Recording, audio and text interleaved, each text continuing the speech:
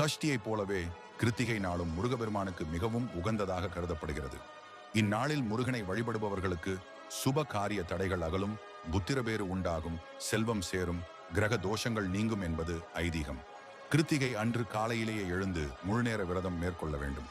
அன்றைய நாள் முழுவதும் கந்த சஷ்டி கவசம், முருகன் ஸ்தோத்திரங்கள், முருகனுடைய புராண வரலாற்று கதைகள் ஆகியவற்றை படிக்கலாம். விரதம் இருப்பவர்கள் பொதுவாக உண்ணாமல் விரதம் இருக்க வேண்டும். பால், பழம் சிலர் அருந்துவது உண்டு. உப்பில்லா உணவை எடுத்துக்கொள்வது இந்த கிருத்திகை விரதத்தின் மிக முக்கியமான அம்சமாகும். எனவே நீங்கள் உணவு எடுத்துக்கொள்ள வேண்டும் என்றால் உப்பில்லாமல் எடுத்துக்கொள்வது நல்லது. முருகனுக்கு சர்க்கரை பொங்கல், ரவை கேசரி போன்றவை நைவேத்தியம் படைக்கலாம். மேலும் செவ்வரளி மலர், செம்பருத்தி, செண்பகம், ரோஜா போன்ற சிவப்பு நிற மலர்களை கொண்டு முருகனை அலங்கரிப்பது விசேஷமானது. மாத கிருத்திகையில் புண்ணிய ஸ்தலங்களில் நீராடுவது, முருகன் கோவிலுக்கு சென்று முருகனுக்கு தேவையான அபிஷேக பொருட்களை வாங்கி கொடுப்பது அல்லது வீட்டில் பூஜை செய்பவர்கள்